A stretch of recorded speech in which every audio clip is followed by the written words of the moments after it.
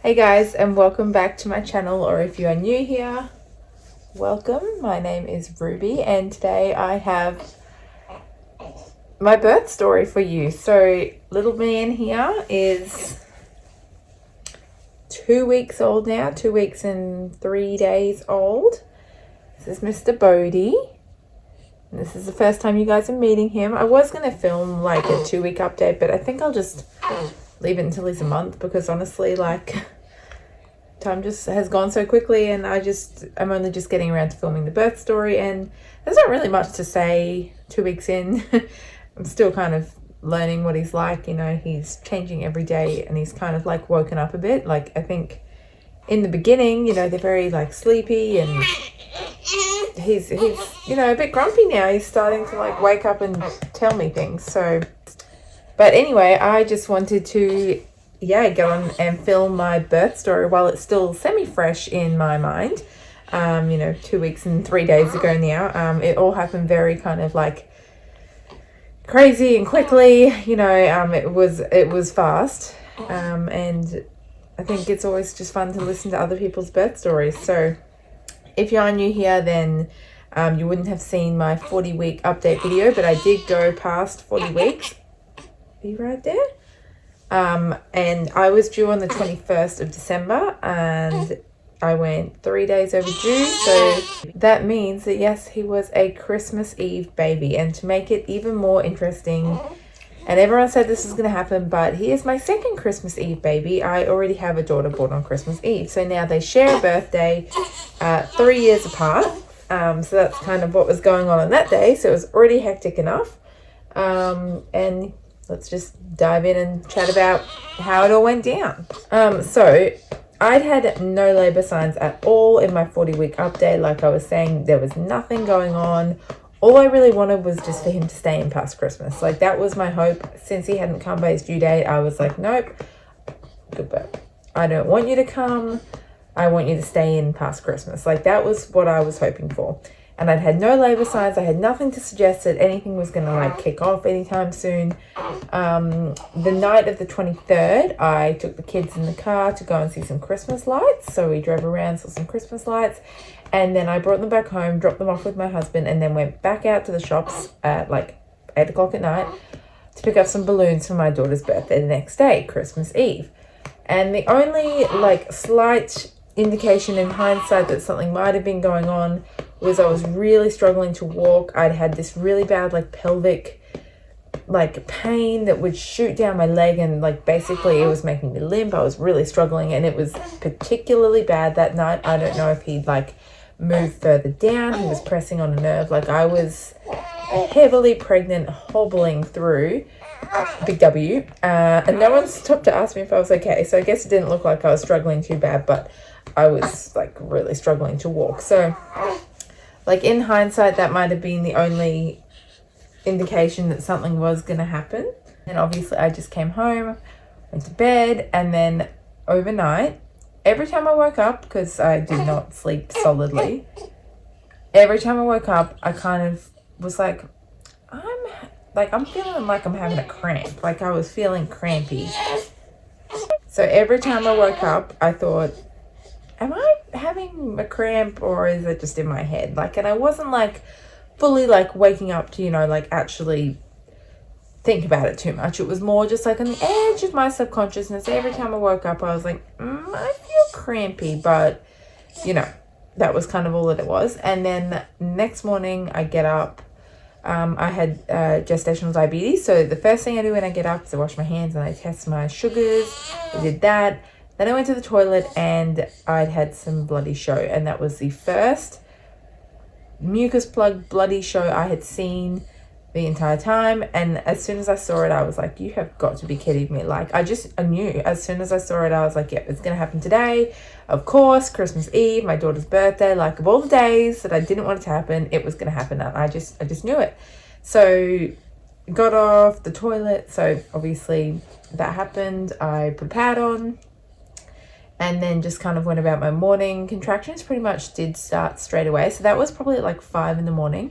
And then they started up, but like very like mild, very like, I think around 10-ish minutes apart.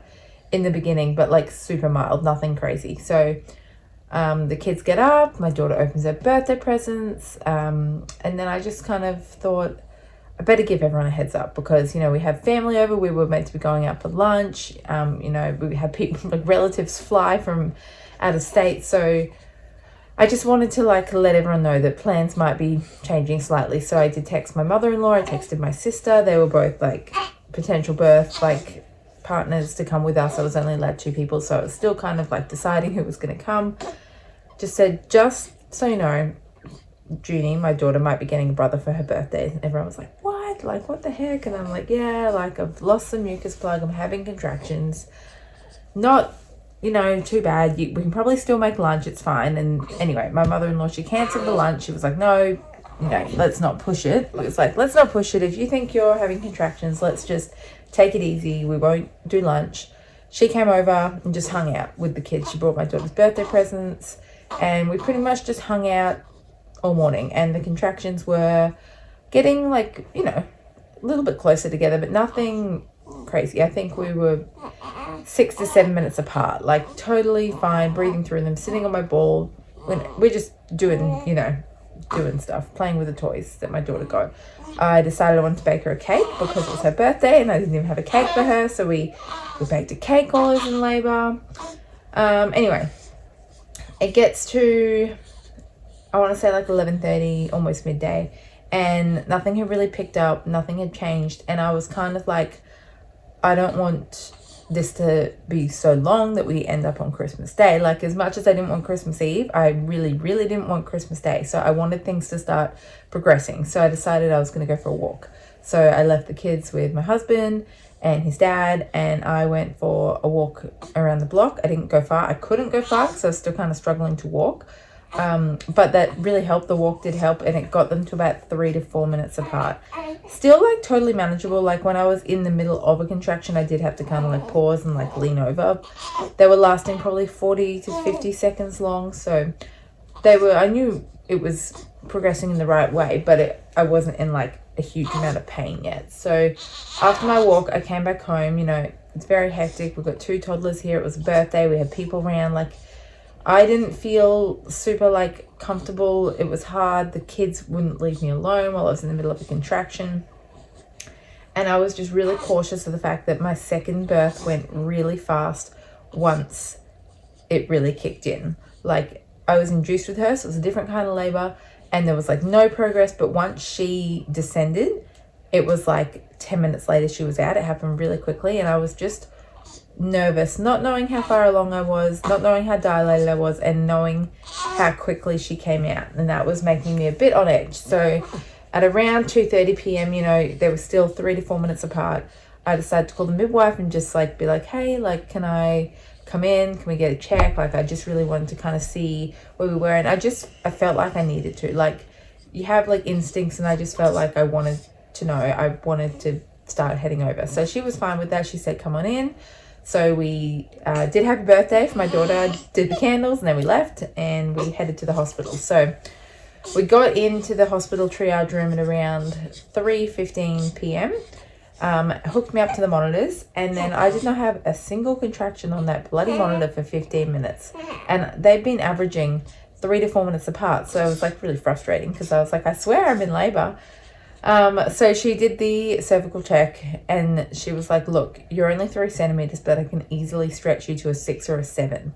So she was like, I don't really know what to do with you because it could be in an hour or it could be in 15 hours. Like, you've had a baby before. We know how fast this could go. You are only 3, but it's very stretchy. Like, it could happen at any point. And so I was like, okay, well, like, what should we do?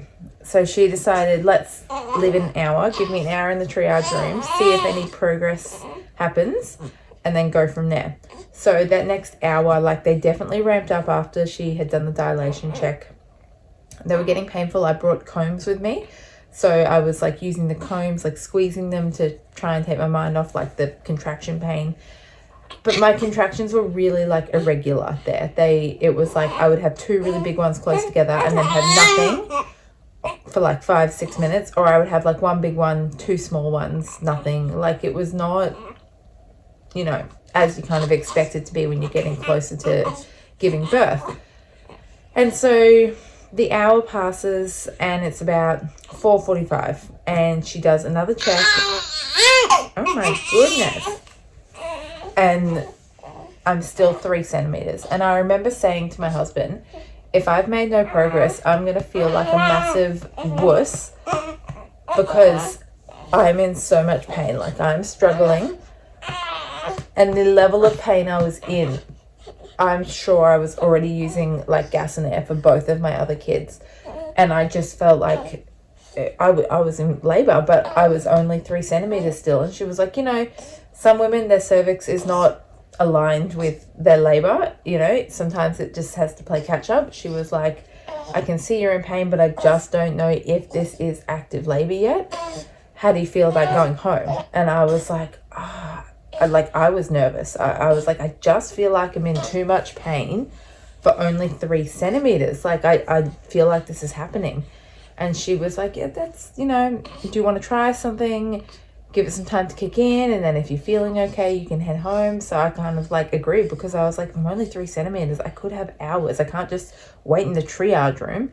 And just for context here, once you're 4 centimeters, they will admit you. So I was only 1 centimeter away from being admitted, but I've made no dilation progress in the hour. And when she did the cervical exam, she kept her hand in there during the contraction to feel if his head was coming like down with the contraction, and it wasn't. So in my head, I was like, it's going to be hours. I remember looking at the clock and counting how many hours it was until midnight because I was worried it was going to last until Christmas Day. So, oh, buddy. After that happened, I agreed to some codeine. And she brought it to me, I took it, and she said, look, we'll give you 15 minutes for it to kick in, and then maybe you guys can start to, you know, head home. I didn't really want to head home. Like, my kids were at home. There was a lot of people in my house because it was Christmas Eve, you know. I just was really, like, not feeling it. My house is a 30-minute drive away from the hospital. So we decided we would go to my mother-in-law's house, which was empty and only 10 minutes away. So that was kind of the plan. But in that 15 minutes, it, like, really ramped up. I was really struggling. I couldn't be quiet during the contractions anymore. Like, I was like moaning, like, ow, ow, ow, like really struggling. I'm just in the triage room. Like, I don't have any pain relief. I don't even have a room. Like, it's just a bed behind a curtain. And I was like having to lean over the bed. Like, I was in a lot of pain and just generally freaking out that I was going to get sent home. And I was only 3 centimeters and I was in that much pain. So I was just praying that the codeine that she gave me was going to kick in and work its magic. So 5 o'clock rolls around and she comes in and she's like, okay, we're not gonna send you home, we're gonna go to the birth suite. And I was just like super confused because I'm just not really with it. I'm in so much pain and I was like half worried. She thought I was like just putting it on just so I didn't get sent home. But she was like, no, like, I can tell the sounds you're making have definitely changed. Like, I think we're gonna have a baby. Let's go. And I'm like apologizing. She's like, don't apologize. This is what we want. So we make our way to birth suite, which is literally like 15 steps away, and I had to stop halfway through to have a contraction. And we get in there, and as soon as we get in there, the emergency like call goes off, and if your midwife is not like actively doing something, they have to go. They go to that emergency. So as soon as we get in that birth suite room, she runs off to this emergency. So it's just me and my husband in the room, and we've only been in the room like a minute, and I have this contraction, and I'm like, oh God, I think he's coming. Like, I think he's coming right now. I know, buddy. I know. So my husband's like, what do you want me to do? Do you want to take your pants off? And I was like, I don't know. Like, And I remember saying, like, I think I want the epidural. Like, this is so painful. I'm only 3 centimeters. I didn't know what to do. And I guess looking back, I was probably in transition because that's like at the point where you feel so out of control and you just don't know what's happening. And so I don't remember how this really played out, but in some way or another, my pants came off and I got up on the bed and I was kind of hanging over the end of the bed. I'm assuming like my husband kind of helped me out there. And my midwife walks back in and she's like, whoa, what's happening here? Because when she left, I was still like, okay. And next minute I'm like on the bed. So she's like, okay, this is happening.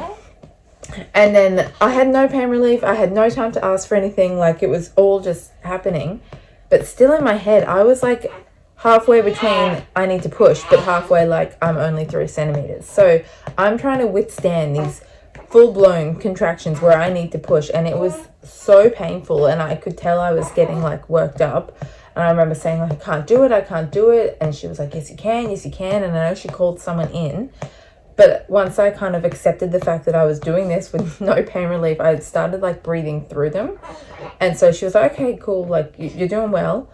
And then I was still breathing through them, and she's like, why don't you try holding your breath when you push? And then that was kind of like when it clicked that I was like, I can push. Like I am actually at that stage, because I don't know what I was waiting for. I think I was expecting her to like check me again and tell me it was okay to push, but she was just like, why don't you try holding your breath when you push? And once I did that, it all happened. Like I reckon there was like 3 pushes worth, and his head was out. And I remember saying like, is he out? And they're like, yeah, his head's out, you just got to push his body out. I had to wait for the next contraction. And then I pushed again, and his body came out. I was on all fours, so I couldn't see him. So I remember being like, where is he? Like, I can't see him. And they passed him up through my legs, and then I turned around and he was there. So it was it felt equally very quick and like hours at the same time. I remember them saying, wow, that was quick. And I was like, is it? What time is it? And it was only 5:40, and it was at 5 o'clock that they said, okay, we're going to go have a baby. So it was only 40 minutes from the time that they decided to move me to birth suite to when I had him.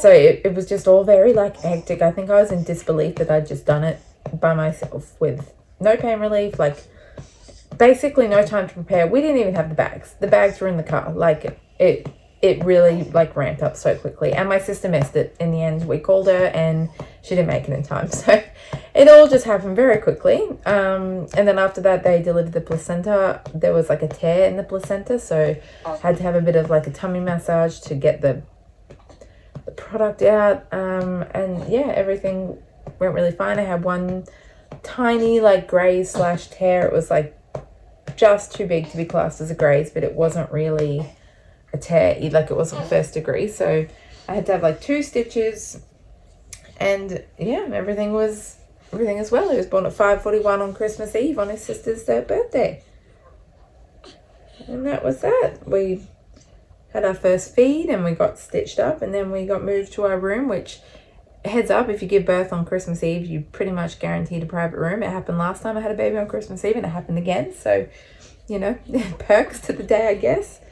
And that's his story. Very, very quick, very hectic, but overall exactly what I wanted. It was a intervention-free, no induction, natural birth. Like that was really all I was hoping for, and I got what I wanted in the end. I don't think I was fully prepared to do it like with no pain relief, because I had used gas and air my other 2 babies, but this time I just didn't even get the chance to ask for it.